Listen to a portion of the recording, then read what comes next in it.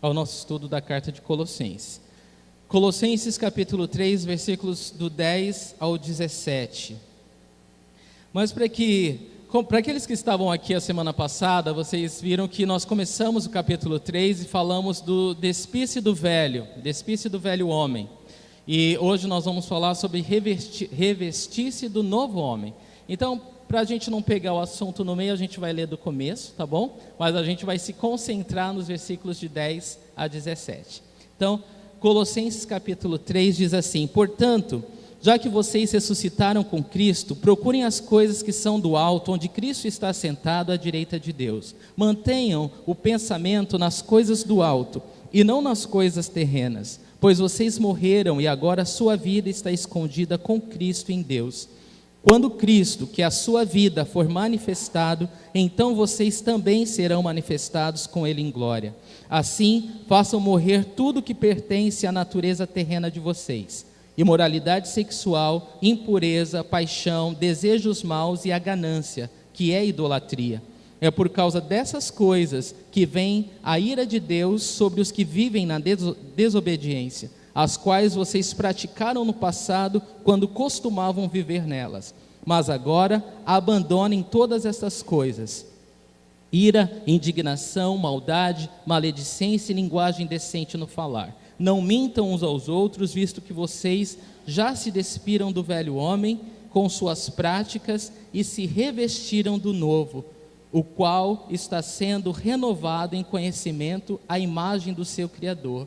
Nessa nova vida já não há diferença entre grego e judeu, circunciso e incircunciso, bárbaro e cita, escravo e livre, mas Cristo é tudo e está em todos. Portanto, como povo escolhido de Deus, santo e amado, revistam-se de profunda compaixão, bondade, humildade, mansidão e paciência. Suportem-se uns aos outros e perdoem as queixas que tiverem uns contra os outros. Perdoem como o Senhor lhes perdoou. Acima de tudo, porém, revistam-se do amor, que é o elo perfeito. Que a paz de Cristo seja o juiz em seu coração, visto que vocês foram chamados para viver em paz, como membros de um só corpo, e sejam agradecidos.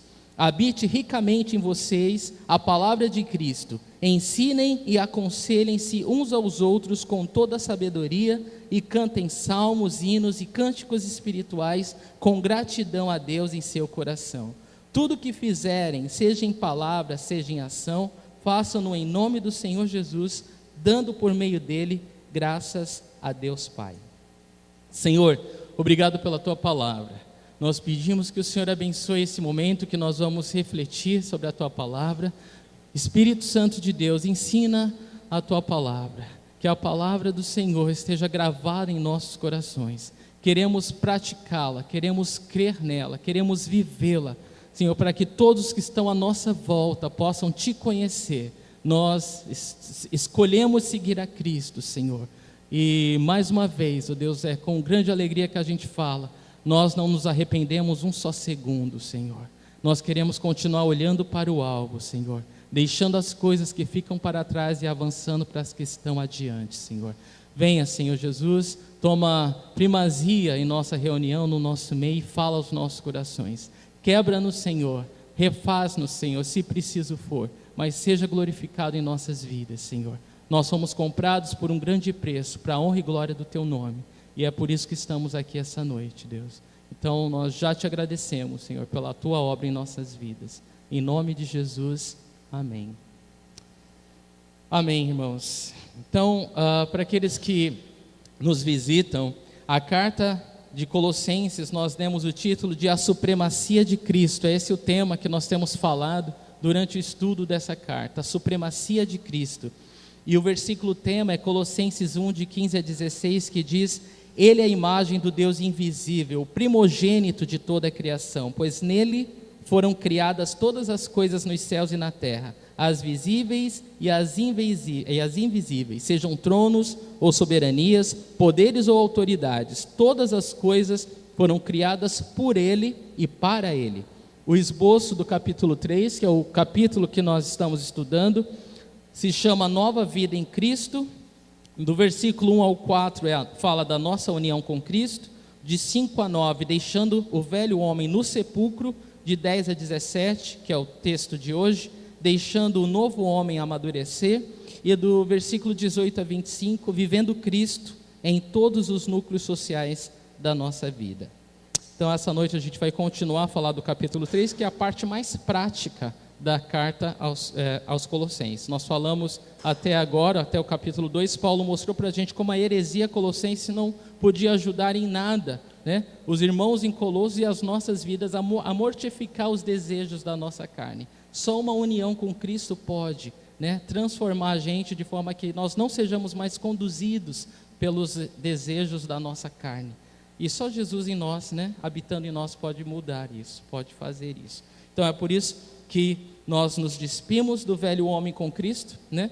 Quando Jesus foi para a cruz, né, ali ele morreu, o nosso velho homem morreu com ele, e quando Jesus ressuscitou, né, vencendo a morte, o nosso novo homem ressurgiu com ele.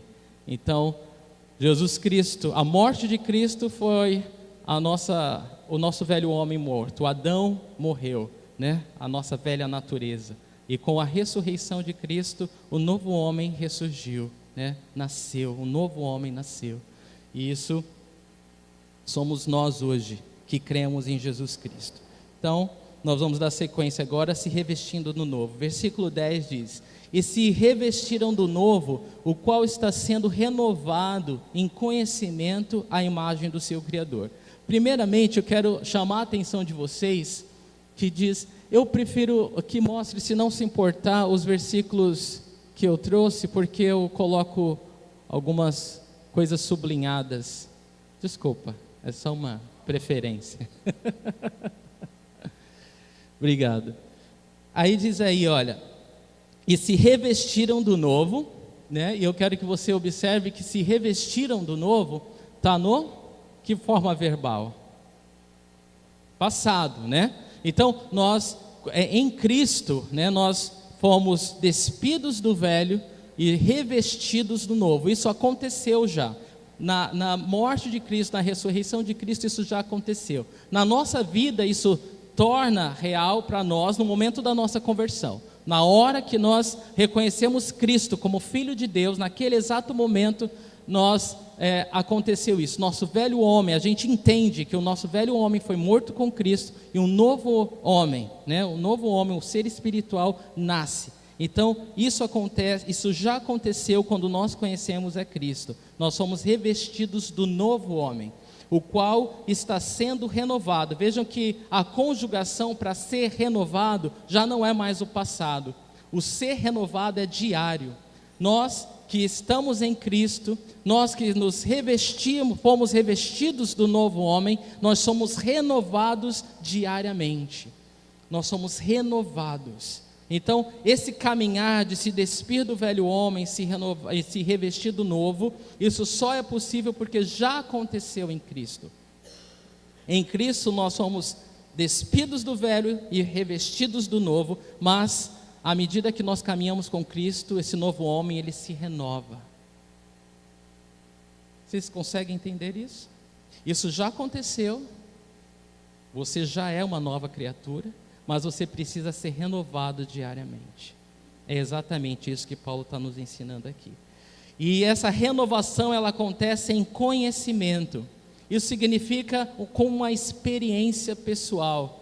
Então a gente só pode ser renovado do novo, nós que fomos revestidos do novo, nós que somos hoje seres espirituais, que conhecemos Jesus, temos um relacionamento com Ele, nós somos renovados à medida que esse relacionamento cresce.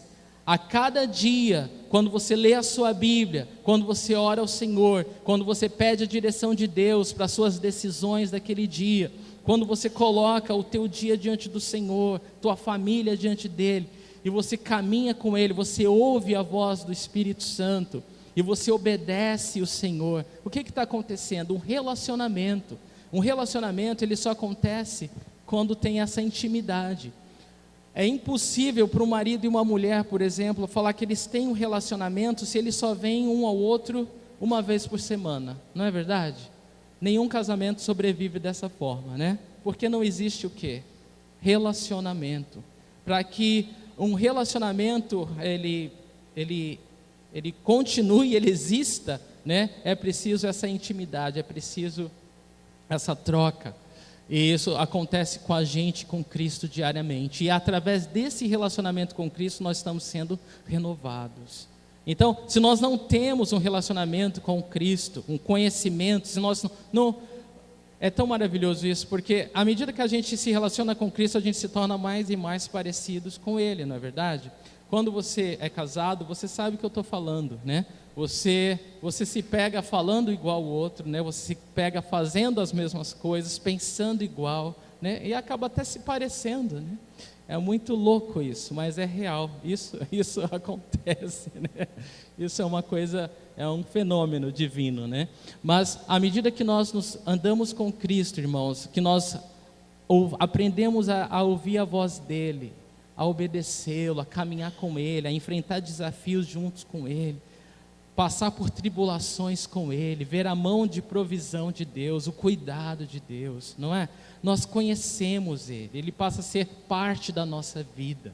E quando nós falamos de Cristo, nós não falamos de alguém que nós ouvimos falar, nós falamos de alguém que nós conhecemos. E é esse conhecimento que esse versículo fala. Jesus para nós é alguém que nós conhecemos. É alguém que a gente pode falar porque a gente tem experiência com ele. A gente sabe como ele anda, a gente sabe como ele fala, a gente sabe o que ele gosta, porque a gente conhece ele, não é? Então, se você não conhece a Cristo, você precisa conhecê-lo, porque ele deseja conhecer a sua vida.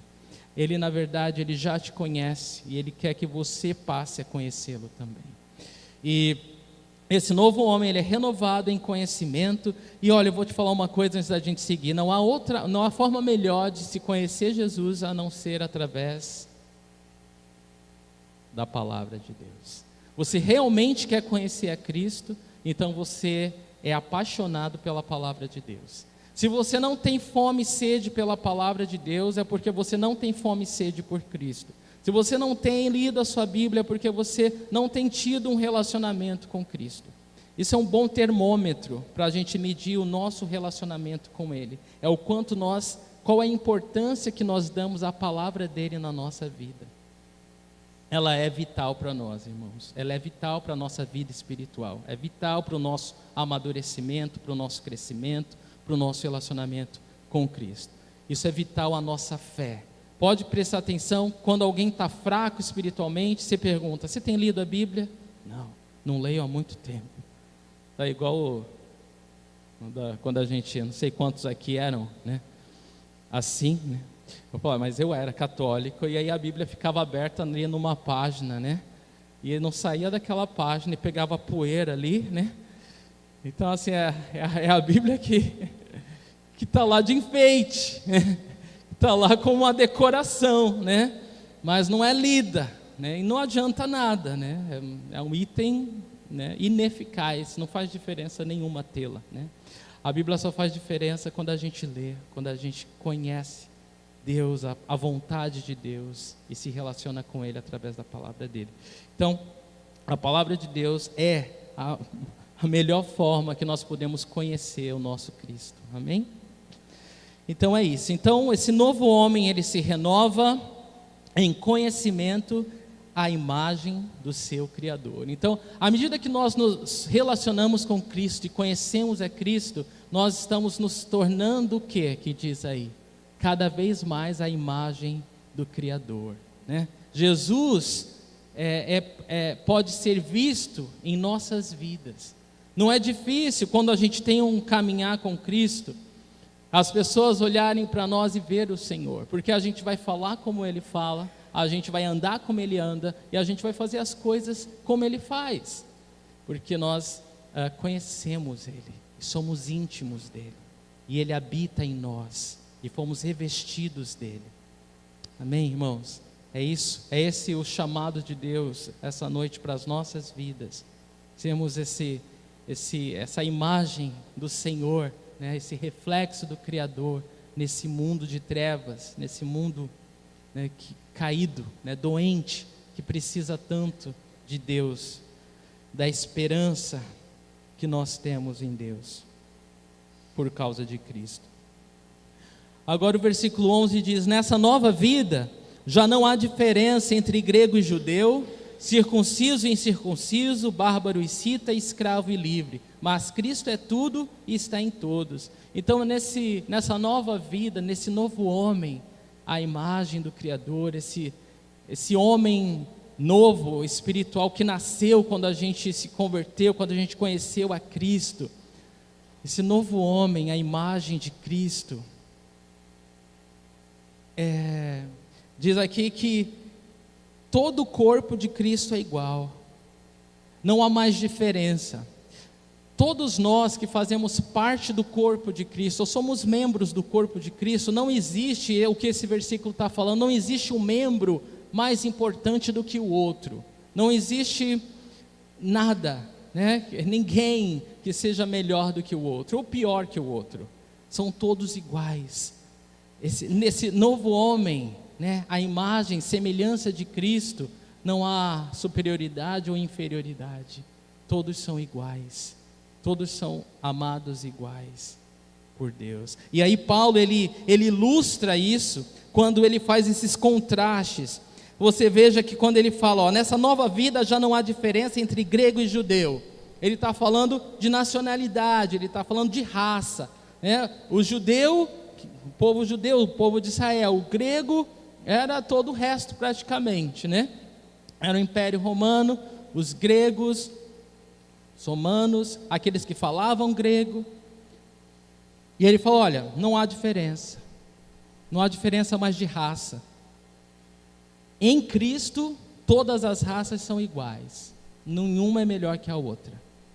Aí ele faz esse contraste entre práticas religiosas, ele coloca, em Cristo não há diferença entre o circunciso e o incircunciso. Aquele que cortou a haste lá, o prepúcio, e o que não cortou, para Cristo é a mesma coisa. Mas eu acredito dessa forma, no batismo assim, eu acredito no batismo assado. Isso aí é preferência do freguês. Em Cristo, para aquele que está em Cristo, essas coisas não fazem diferença nenhuma. Aí ele aumenta o contraste, ele fala entre o bárbaro e o cita, né? No Império Romano, todos os que não eram do Império Romano, não estavam dentro dos limites do Império Romano, era considerado bárbaro, não importa se era viking, não importa de onde era bárbaro. E entre os bárbaros, esses povos, né, que não eram civilizados, vamos dizer assim, dentro do Império Romano, haviam aqueles que eram os mais brutos, né, os mais ignorantes, os menos instruídos, e os mais instruídos, como os citas. Então, cita também era um tipo de povo bárbaro, mas era um povo mais intelectualizado, mais civilizado, mais instruído. Então, quando Paulo fala, olha, não há diferença se você é bárbaro ou é cita, ele está falando, não importa o teu grau de instrução, não importa se você tem 3 cursos superiores e é PhD em alguma coisa, e se você fez o Mobral, né? Não sei quantos aqui conheceram o Mobral, né? Mas o que Paulo está falando aqui, em Cristo não há diferença nenhuma, não importa, todos são iguais em Cristo, todos são especiais em Cristo. E ele continua, ele fala da diferença de raça, práticas religiosas, de grau de instrução, e ele fala escravo e livre. E a gente sabe que isso era uma grande, né, um grande conceito no Império Romano, porque escravo era a grande maioria da população, mas eles eram propriedade de outro. Então quando Paulo fala, olha, não importa se você é escravo ou é livre, ele está falando, não importa se você é considerado uma propriedade de outro ou não, ou você é considerado um senhor. Se você tem o direito de ir e vir, ou você não tem esse direito. Em Cristo, para aquele que está em Cristo, não importa nada disso. E ele completa, mas Cristo é tudo e está em todos. Isso nos leva ao tema da carta, a supremacia de Cristo. Cristo é tudo e está em todos. Se você é parte da família de Deus hoje, você não tem nenhuma razão de se sentir inferior ao outro, menor, menos importante. Porque a palavra de Deus nos fala que se você está em Cristo, isso basta. Você já é completo. Você é filho de Deus, amado por Deus, povo de Deus. Então todas essas diferenças, né, sejam raciais, sociais, intelectuais, econômicas, religiosas, foram todas abolidas no novo homem. Esse novo homem, ele não se mede em relação a essas coisas. Louvado seja o Senhor, né? Louvado seja o Senhor. O Evangelho é para todos, sem distinção. E agora, nos versículos seguintes, ele vai apresentar uma nova lista. Eu quero que você conte comigo. Eu contei 10 itens nessa lista, que ele vai dar para a gente, sobre itens que vão expressar como a gente se reveste do novo homem. A gente falou a semana passada do despir do velho, né? O que a gente tem que, qual é a parte da mortalha do velho homem que a gente tem que jogar, aquelas faixas, sabe? Como Lázaro quando ressuscitou dentre os mortos, essas faixas, essa mortalha tem que ser jogada fora. Se você quer ouvir mais, ouça o estudo da semana passada. Hoje nós vamos falar quais são as vestimentas, quais as características que fazem parte do novo homem, desse homem que é a imagem e semelhança de Jesus Cristo. E eu estou bem empolgado para essa parte, você também? Então vamos ver, né? Então vamos embora. Então vamos lá, do versículo 12 diz: portanto, como povo escolhido de Deus, santo e amado, revistam-se de profunda compaixão, bondade, humildade, mansidão e paciência. Só aqui ele deu 5, né? Depois a gente vai contando o resto. Mas antes da gente começar com a número 1, eu quero dizer quero chamar a atenção para vocês o que Paulo fala antes. Olha, se é assim, se nós somos iguais em Cristo, se Cristo está em todos nós, então é preciso que a gente ande de acordo com o que nós cremos. É isso que Paulo está falando com esse portanto. Então ele fala, já que ninguém é melhor que ninguém, então a gente tem que andar conforme essa fé. E aí ele vai dar essa lista maravilhosa para nós. Como povo escolhido de Deus, santo e amado, revistam-se dessas coisas. Então, antes da gente falar ainda da número 1, eu quero falar dessas 3 palavrinhas que Paulo cita aqui. Nós somos povo escolhido, santo e amado de Deus. Você sabia que você que crê em Jesus foi escolhido por Deus para ser santo e amado por Deus? Isso é quem você é. Essa é a tua identidade, nova identidade em Cristo. Quem é você?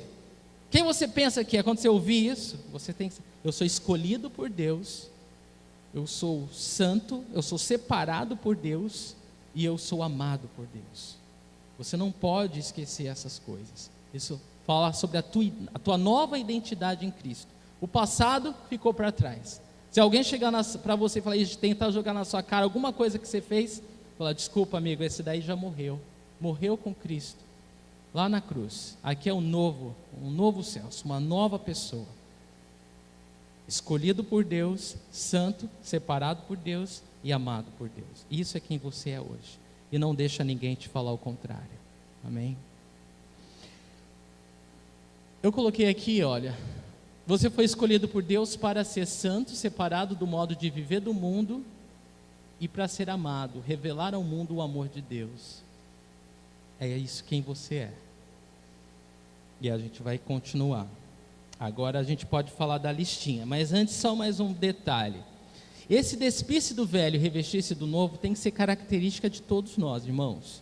Às vezes, a gente é possível o cristão ele falar não, né, para o pecado, isso é ótimo, mas ele não diz sim para essas novas vestes, para essa nova lista que Paulo vai apresentar para a gente. Isso torna o quê? Um legalista, né? E tem aqueles que dizem sim para essas coisas, mas não querem dizer não para o pecado. Isso faz a pessoa que uma vida sem arrependimento. E se não tem arrependimento, não tem mudança de vida, não tem poder de Deus. É uma vida sem transformação, não é? Quando a pessoa está no mundo, ela não conhece a Jesus, ela peca, ela nem sente, né? Na verdade, ela nem sente. Mas para nós, como povo escolhido e amado por Deus, santo, quando a gente peca, a gente machuca o coração de Deus. Porque é o coração de um pai para o filho. Todo pai, toda mãe quer o melhor para o filho. Quer que o filho seja abençoado. Quando o pai, a mãe dá instruções para o filho, na sua grande maioria, é porque eles querem que o filho vá bem. Eles querem ver o filho bem, abençoado, no caminho da bênção. Quando Deus fala para a gente, olha, essas coisas ficaram para trás, é porque elas machucam você.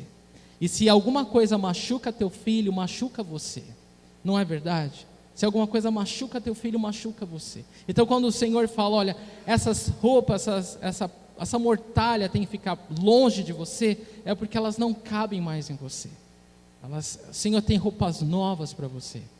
Elas são pecados, e o pecado machuca a gente. E se alguma coisa machuca a gente, machuca o coração de Deus. Então a gente não pode aceitar o pecado. A gente não pode querer o pecado. A gente deve odiar o pecado. Nós podemos pecar ocasionalmente, porque nós estamos aqui, estamos sujeitos à falha. Mas nenhum de nós deve viver no pecado. Quando a gente fala, Senhor, perdoa-nos os nossos pecados, deve ser aqueles pecados que a gente comete acidentalmente. Não aqueles pecados que já se tornaram um bichinho de estimação, né? É tão pequenininho, né? Tão bonitinho, né? Deixa ele, né? Deixa ele aqui. Não está incomodando ninguém, né? Deixa eu com o meu pecadinho aqui. Esse pecadinho, que para você é inofensivo, ele te tira da comunhão com o teu Criador. Ele rouba você da tua natureza divina. Machuca você. Não há pecadinho que deva ser cultivado, meu irmão. Nenhum. Não há pecado que deve ser cultivado. Todos têm que ser abolidos. E esse poder de Deus, ele é renovado na nossa vida, quando a gente anda transparente diante de Deus, quando a gente anda com honestidade diante de Deus. E você sabe do que eu estou falando. Então é isso. Então nós precisamos dizer não para o pecado, e sim para essa nova vestimenta aí, como o hábito, né? Essa é a característica nossa agora, como o novo homem, nova mulher, o novo ser em Cristo Jesus. Amém?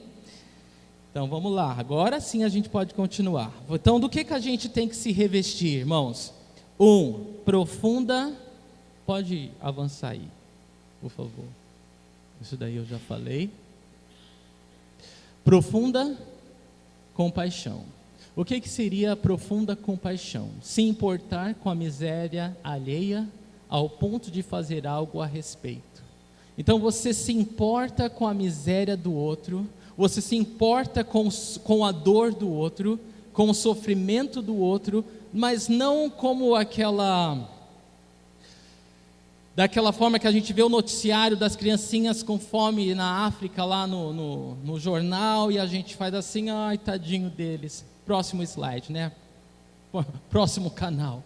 Ai, agora está dando a comédia, vamos dar uma gargalhada. Ou vamos procurar alguma coisa mais animada, né?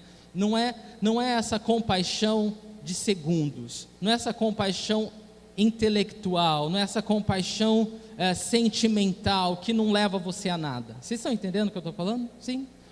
A profunda compaixão é você se importar com a dor do outro de forma que você faz algo a respeito. E eu coloquei algumas opções, algumas sugestões aqui. Idosos em asilos.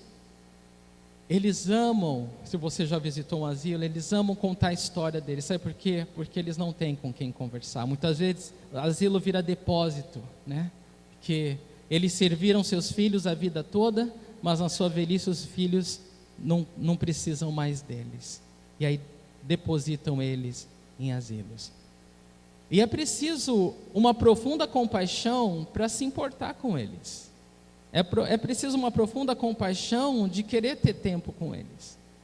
Se importar com aqueles que ninguém mais se importa. Se importar com aqueles que a sociedade já usou e já jogou fora. Isso é revestir-se de profunda compaixão. órfãos, né? Não sei quantos já visitaram orfanatos, a carência daquelas crianças quebra a gente, é difícil até falar a respeito. Dependentes químicos, a gente está tão acostumado a vê-los e chamá-los de psíquicos e de sei lá quantas coisas, mas é preciso uma profunda compaixão para sentir essa dor e querer fazer alguma coisa a respeito, né?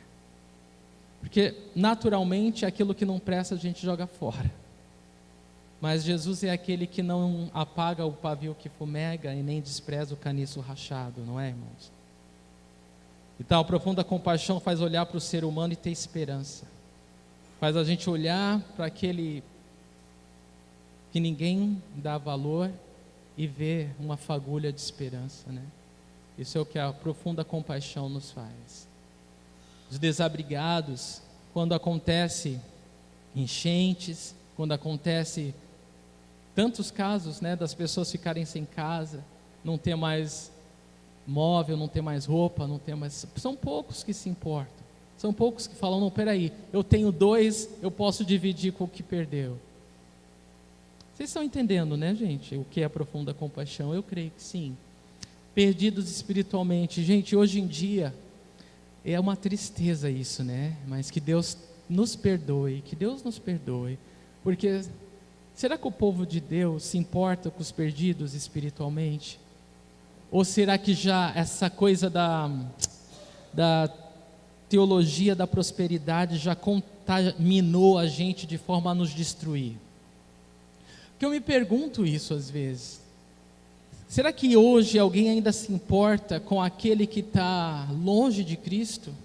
Que não conhece o caminho, a verdade, a vida, que não tem esperança do céu, que não tem alegria da salvação?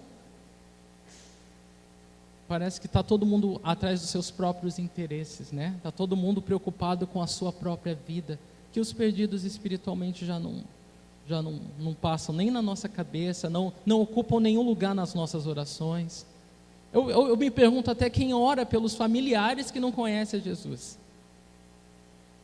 Não é verdade, gente?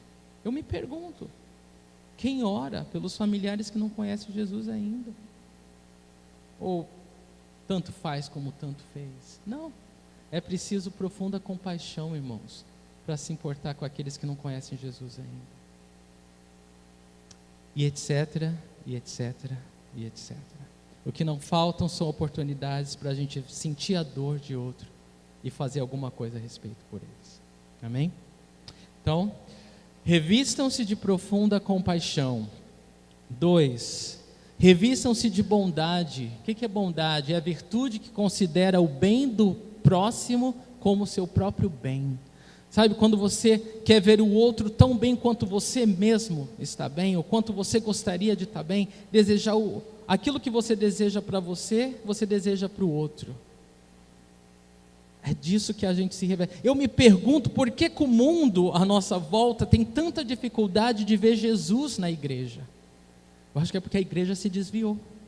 É porque a igreja já deixou de seguir Jesus. Porque se a igreja estiver seguindo Jesus, não é difícil para o mundo ver Jesus na igreja. Vocês concordam comigo? Sim ou não? Sim. Então é a virtude que considera o bem do próximo como seu próprio bem, sendo capaz de demonstrar isso em palavras e ações. Às vezes é o irmão que está indo precipício abaixo, que ele precisa daquele amigo de verdade, fala, cara, o que você está fazendo? Ao invés de receber aquele encorajamento, nossa, aquela curtida, né? Que hoje em dia é a curtida. Em vez de receber aquela curtida, é isso aí, vai nessa mesmo. Ele precisa de alguém que ligue para ele, ou entre no privado e fala, o que você está fazendo aí? O que você está fazendo da tua vida? Espera aí, que opções são essas? De onde surgiram essas opções para você? 3, humildade.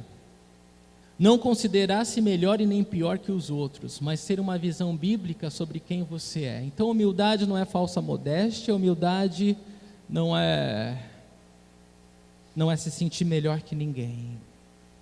Humildade é saber quem você é à luz da palavra de Deus e viver isso. A pessoa humilde, ela vai sempre considerar o outro antes de si mesma. Geralmente quando a gente, é uma boa ilustração, né? Quando a gente está com fome, né? A gente quer comer logo. Dificilmente a gente pensa quantos tem para comer também. Ou na hora da fome, a gente considerar o outro, né? Dar honra ao outro. Não, você primeiro. Estou falando de um exemplo, mas isso abrange todas as áreas da nossa vida. É pensar no outro antes de pensar em si mesmo. Isso é humildade. 4. Mansidão. Mansidão é força sob controle. É ter o poder de humilhar, manipular e coagir o outro para seu próprio interesse e escolher não fazê-lo. Então, pessoa mansa não é a pessoa trouxa, a pessoa boba, não. É a pessoa que pode peitar outro de igual para igual. É alguém que pode humilhar, é alguém que pode manipular, pode coagir, mas escolhe não fazer isso. Ou seja, para o mundo, a pessoa escolhe ser passada de trouxa, né, de boba. Mas, aos olhos de Deus, você não está sendo trouxa, você não está sendo bobo. Você está sendo cristão. Você está deixando Cristo transparecer na tua vida. Quando você escolhe calar. Sabe, quando vem, você quer falar, quer pagar na mesma moeda, quer pôr a pessoa no lugar que ela merece. E aí você cala. Não. Jesus não faria isso. Eu vou orar, eu vou buscar Deus. Isso é mansidão, é força sob controle. Jesus, ele é um grande exemplo quando ele vira as mesas e ele pega as pombinhas e põe no chão, né? E ele nunca deixou, né, com que as suas emoções o dominassem. Ele dominava as suas emoções. É isso que a pessoa mansa faz, ela tem domínio sobre as suas emoções. Ela não é descontrolada, tá bom? O Espírito Santo nos ajuda a ter manso. 5. Paciência. Não guardar ressentimento ou explodir com a demonstração de falha, inabilidade, fraqueza ou pecado do outro. Então, quando você é paciente, você não demonstra essa impaciência, essa explosão com a falha, a fraqueza ou o pecado do outro, né? Você é paciente, como Deus é com a gente. Já pensou se Deus perdesse, né, a cabeça com a gente? Ai não, de novo não. Última vez, não vou dar outra chance, acabou, né? Não dá, né, gente? Então, Jesus em nós demonstramos Jesus na nossa vida quando a gente veste essa característica, essa roupa do novo homem que é a paciência, né? A gente vai ser paciente com a ajuda de Deus, né? A gente vai buscar a graça e a força do Senhor para ser paciente. E olha, gente, não sei você, mas a gente precisa muito. Eu preciso de muita paciência, né? E você? Você não, né? Sei, só eu. Só eu, tá bom. Então aqui nós vimos 5, né? 5 vestimentas do novo homem, 5 características que nós podemos demonstrar Jesus ao mundo que sofre à nossa volta. Agora o versículo 13 fala o seguinte: suportem-se uns aos outros e perdoem as queixas que tiverem uns contra os outros. Perdoem como o Senhor lhes perdoou. Então eu diria que o número 6 é o perdão. O mundo não sabe o que é perdão, né? Toma lá da cá, né? Paga na mesma moeda, né? Olho no olho, dente por dente, né? As pessoas não sabem o que é perdão, o que é perdoar. Você me deve isso, mas eu te perdoo. Você não precisa me pagar mais isso. Você me ofendeu, você me machucou, mas eu escolho te perdoar, né? Vai em paz, né? Não vou contar mais com isso. Você está perdoado. Então, o perdão é o que nos torna cristãos hoje, né? Porque se não fosse o perdão de Deus, as nossas vidas estávamos todos condenados ao inferno. Então, se nós estamos aqui hoje é por causa da graça e do perdão de Jesus Cristo. Então, quando Paulo fala, olha, suportem um aos outros, ele está falando, apoiem um aos outros. E como que a gente pode apoiar um ao outro? Ele diz, perdoem as queixas que tiverem uns contra os outros. Então, se tem alguma coisa contra o teu irmão, se tem, a palavra de Deus está te falando hoje, perdoa isso. E é fácil, não que é fácil perdoar, né? Mas perdoa porque é fácil entender a razão. Nós tivemos uma dívida enorme que foi paga por Cristo na cruz. Então, quando você compara a tua dívida com Deus e compara a dívida do teu irmão com você, é uma vergonha, né? Não se compara, porque a nossa dívida nos levava direto para o inferno. E qualquer dívida que algum irmão tenha, qualquer ofensa que algum irmão tenha contra você, é pequena comparada com a ofensa que você causou diante de Deus. Então, irmão, lembra o quanto você foi perdoado e escolha perdoar. Eu não vou dizer que o perdão faz com que a gente esqueça imediatamente, né? Mas o perdão, quando a gente fala perdão, a gente está falando de lembrar sem dor, né? Você é capaz de lembrar, porque Deus, ele esquece as nossas ofensas e lança no mar do esquecimento. Eu queria ser Deus para fazer isso, mas, né? A gente aprende com Deus a perdoar e não consegue esquecer, mas a gente consegue sim lembrar sem sentir a dor. Isso é possível, perdoar sem sentir aquela mágoa, sem sentir aquela dor. E Deus é quem nos ajuda com isso, né? O livro de Hebreus fala que Jesus, ele passou por todas as coisas para que ele pudesse nos assistir, nos ajudar em todas as nossas dificuldades. Então, Deus, ele jamais vai pedir alguma coisa que ele não nos capacite a fazer. Quando o Senhor fala para a gente perdoar como ele perdoou, é sem ressentimento e sem mágoa, é de lembrar sem dor. E se você precisa desse tipo de perdão, peça a Deus que ele dá para você. Peça ajuda a Deus, ele vai te ajudar. Começa orando pela pessoa, né?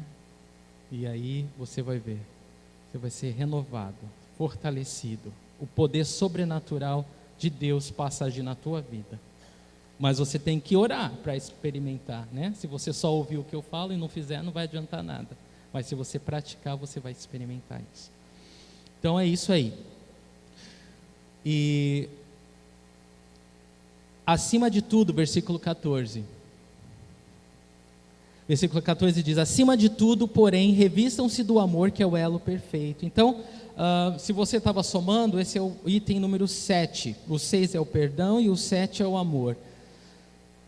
Aqui fala, olha, acima de tudo. Então, acima de todos os itens que nós falamos agora, está o amor. O amor é o elo perfeito. O elo é aquilo que une, é aquilo que cola. O amor é a cola que nos mantém unidos como membro de Cristo. Se não for esse amor, e esse amor, ele é o amor de Deus, não é o amor que é sentimento, é o amor que é escolha. Jesus escolheu morrer por nós, ele escolheu. A essência de Deus é amor, Deus é amor. Quando Jesus habita num ser humano, ele se torna uma referência do amor de Deus. E é por isso que a gente pode se revestir de todas essas coisas, porque todas elas sinalizam, elas mostram quem Jesus é. Então, o amor é o elo perfeito, é o que nos mantém unidos como membro de Cristo. Se não for pelo amor de Cristo, a primeira vez que a gente se desentender ou não gostar, ou o irmão fizer alguma coisa, a gente sai. E assim, é uma pena que muitas pessoas não entendem isso, né? Como eu falei, dizer sim para essas coisas, nem todos conseguem, né? Não, nem todos querem, na verdade. Todos conseguem se quiserem, mas nem todos querem, né? O problema é isso, nem todos querem. Mas todos que querem aprendem a viver isso e amadurecem. Porque você pode ser uma eterna criança espiritual. Só basta você ficar fugindo dos confrontos. O irmão olhou com o olho torto, olhou com cara feia. Às vezes ele é assim mesmo, né? Você que, né, não entende isso. Mas aí se você começar a fugir, vai ficar sozinho, sabe? Porque você não se permitiu crescer, você não se permitiu amadurecer. E esse é um grande problema hoje, né? As pessoas não querem crescer. E esse amor, ele só é possível porque o Espírito Santo já derramou o amor de Deus em nossos corações. Romanos 5,5 fala: porque Deus derramou o seu amor em nossos corações por meio do Espírito Santo que Ele nos concedeu. Então esse amor já está em nós. Se você está em Cristo, você já tem esse amor. Você só precisa agora querer, aceitar o desafio de amar, de perdoar, de ser humilde, de ser bondoso, de ser movido por compaixão. Todas essas coisas exigem o amor, ou são características do amor de Deus. Então é isso. Versículo 15, se você está anotando, 6, 7, eu diria que é o número 8. Que a paz de Cristo seja o juiz em seu coração, visto que vocês foram chamados para viver em paz como membros de um só corpo, e sejam agradecidos. Tá? Então aqui eu diria que tem o 8 e o 9 também, porque ele fala da paz de Cristo e por último ele fala da gratidão. Vamos falar primeiro que a paz de Cristo seja o juiz no seu coração. O que Paulo está falando aqui?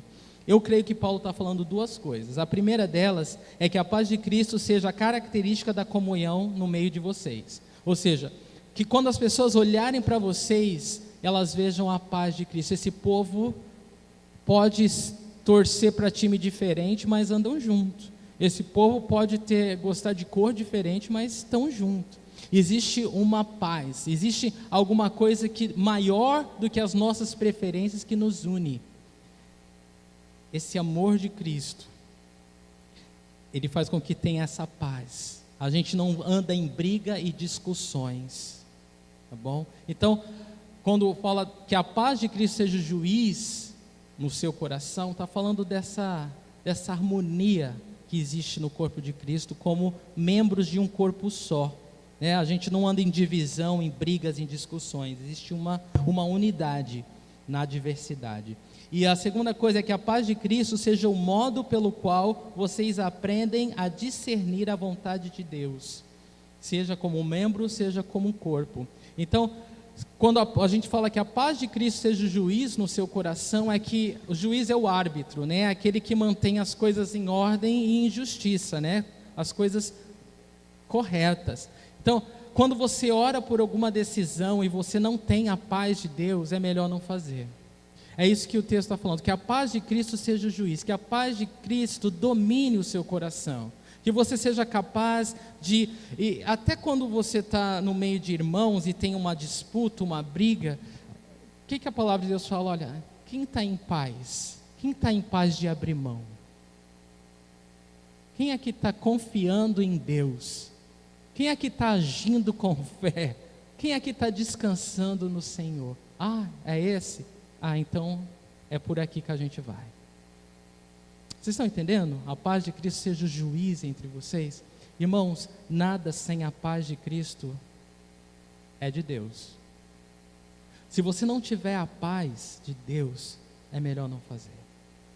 Se alguma coisa te incomoda, se alguma coisa que ainda que você não saiba o que é, você não sabe explicar, é melhor orar até você ter essa paz.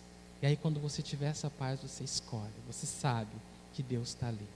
Que a paz de Cristo seja o juiz no coração de vocês. Individualmente, como membro do mesmo corpo e como corpo, como uma unidade, né? Existe alguma contenda? Então vamos aguardar, vamos dar um passo para trás e ver aí quem tem paz, quem está descansando em Deus. Deus está falando algo, Deus está mostrando algo, tá bom? Muito importante isso. E aí depois ele fala, e sejam agradecidos. Seja agradecido, veja que é uma ordem, tá? É uma ordem que está conjugada continuamente. Então ser agradecido é uma ordem de Deus para nós contínua. Quando o nosso coração não é um coração grato, eu vivo falando isso, né? Quando o nosso coração não é grato, ele é murmurão, reclamão, insatisfeito, tá sempre, nada está bom, nada é bom o suficiente, nada convence a gente o suficiente.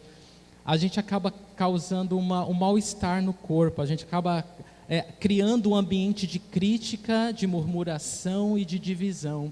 E é por isso que Paulo está falando, e ele une isso logo depois do amor, o amor e a gratidão, o amor de Cristo, a paz de Cristo e a gratidão, está tudo linkado. A gente precisa deixar o amor de Cristo fluir, a gente precisa ter a paz de Cristo como árbitro no nosso coração, e a gente precisa ser agradecido, a gente precisa ser grato a Deus.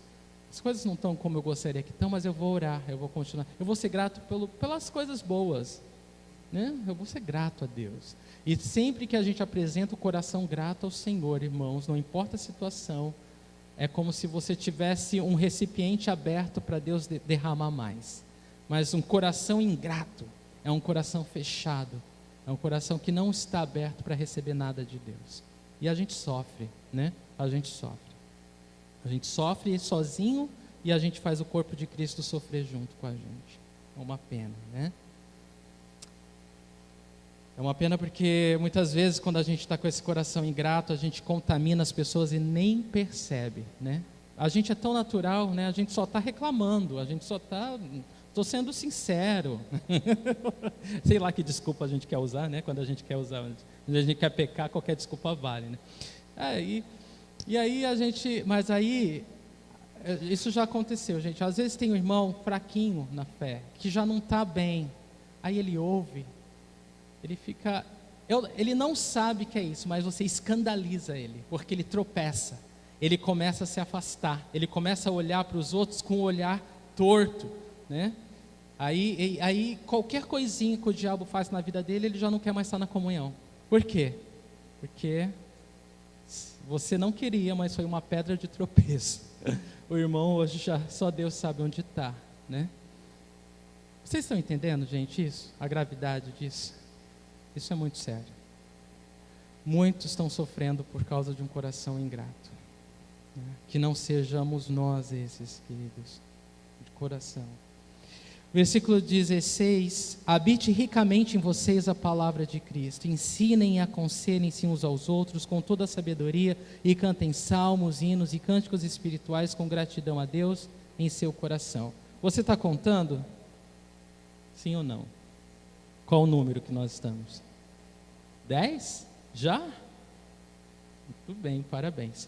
Habite ricamente, é o 10 mesmo. Então, habite ricamente em vocês a palavra de Cristo é a outra característica. A palavra de Cristo deve habitar em nós superficialmente.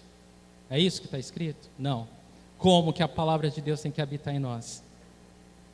Abundantemente, ricamente, né? A gente tem que abrir a boca, a palavra de Deus tem que sair, né? A gente vai conversar com o irmão depois do culto, a palavra de Deus tem que sair. A gente tem, no meio da semana, a gente está trabalhando, correndo, mas a palavra de Deus tem que sair.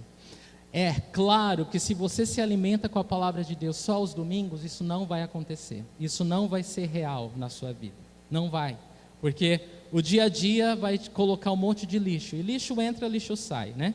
Agora, se a palavra de Deus entra, vai ser isso que vai sair, porque a boca fala do que o coração está cheio. Então, você tem que se alimentar, é um imperativo, todo dia. Como eu falei antes, se você perguntar para o irmão que está mal espiritualmente, se está lendo a Bíblia, ele vai falar não. Eu tenho encorajado todos os casais, o máximo que eu posso, a orar e a ler a palavra junto. E não leva muito tempo, irmão, 10 minutos, 10 minutos.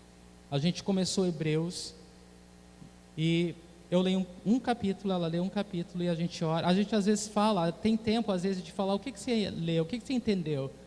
Isso aqui repetiu várias vezes, né? Por que será? E às vezes você troca alguma coisa que chama a atenção do outro ali, pronto, você já aprendeu alguma coisa, Deus já falou com você, a palavra de Deus já foi renovada dentro de você, e é tão simples, irmão. Mas aí o que acontece? Você se negligencia, né, da palavra de Deus, e você vai empurrando, aí chega uma hora que não dá, uma hora que está tudo caos. É claro que Deus está sempre presente, mas se você está negligenciando a palavra dele, você está negligenciando a comunhão com ele. E aí você não precisaria estar onde você chega, né?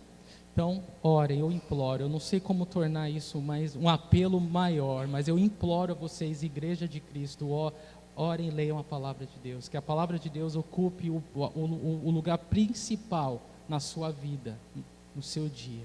Se você fizer isso, você vai ser forte, a igreja vai ser forte. Deus vai te usar numa medida que você nunca imaginou. E é tão simples. Deixa a preguiça de lado e abre a Bíblia. Então habite ricamente em vocês a palavra de Cristo e ensine, olha só, quando a palavra de Cristo habita ricamente em nós, nós ensinamos e aconselhamos uns aos outros. Não é maravilhoso isso, gente? Eu amo isso, porque não está falando, só o pastor que tem que fazer isso. Não. Uns aos outros, somos todos nós podemos estar tão cheios da palavra que a gente vai poder aconselhar um ao outro, vai poder ensinar um ao outro, porque todos nós estamos cheios da palavra. Posso ouvir um glória a Deus? Amém, glória a Deus. E aí fala aqui, olha, vocês vão ensinar e aconselhar uns aos outros com toda a sabedoria, e fala, e cantem salmos, hinos e cânticos espirituais com gratidão a Deus em seu coração. Então a gente demonstra essa abundância da palavra, não só quando a gente conversa um com o outro, mas também com aquilo que a gente ouve, com os louvores. Isso aqui está falando de louvor.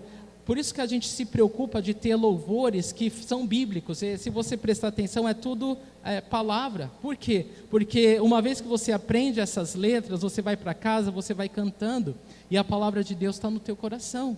Então a gente está cheio da palavra quando a gente lê e medita na Bíblia, e quando a gente tem louvores. Então aqui Paulo está falando, olha, louvem a Deus, seja um hábito entre vocês. Que música você ouve? Louve a Deus. Se você tem que escolher entre uma música e a outra, escolha a que vai louvar a Deus, o que vai trazer a palavra de Deus, lembrar você da palavra de Deus, da grandeza, da fidelidade, do amor de Deus na tua vida. Isso vai fazer com que você tenha um coração aberto para as coisas de Deus, seja encorajado pela palavra de Deus. Então, 10, né? Fizemos 10. Agora, versículo 17 vai ser uma conclusão. Versículo 17 diz: tudo o que fizerem, seja em palavra ou em ação, façam-no em nome do Senhor Jesus, dando por meio dele graças a Deus Pai. Então, tudo o que fizerem em palavra e ação. Isso inclui tudo que a gente fala, tudo que a gente faz, mas tudo que a gente pensa, né? Tudo que a gente cogita, planeja. Então, tudo tudo que está em nós, irmãos, deve ser feito como para o Senhor. Eu e você não podemos permitir aqueles pensamentos que contaminam as nossas ações, sabe? Que contaminam as nossas atitudes. Você fala, mas eu não faço nada de errado, mas pensa muita coisa errada. E tudo começa no pensamento, e uma hora o pensamento cai no coração e se torna prática. Então eu apelo para vocês, se vem algum pensamento que não condiz com a palavra, não tem nada a ver com a honra e com a glória de Jesus, se não é para a tua edificação, não cultiva esse pensamento. Ele vai se tornar um hábito, ele vai se tornar o teu caminhar, o teu destino. Então tudo começa no pensamento, né? Então tudo que você fala, tudo que você faz e tudo que você pensa, seja para a honra e glória do Senhor. Amém? O Senhor te deu o Espírito Santo dele, ele te capacita para isso, porque você é santo e amado. Você é santo e amado. E por isso você pode guardar a tua mente nas coisas do alto e não nas coisas da terra. E façam no nome do Senhor Jesus, significa dando a Ele toda a honra e glória, e por meio dele você dê graças a Deus Pai. Amém? Vamos ficar em pé e agradecer ao Senhor.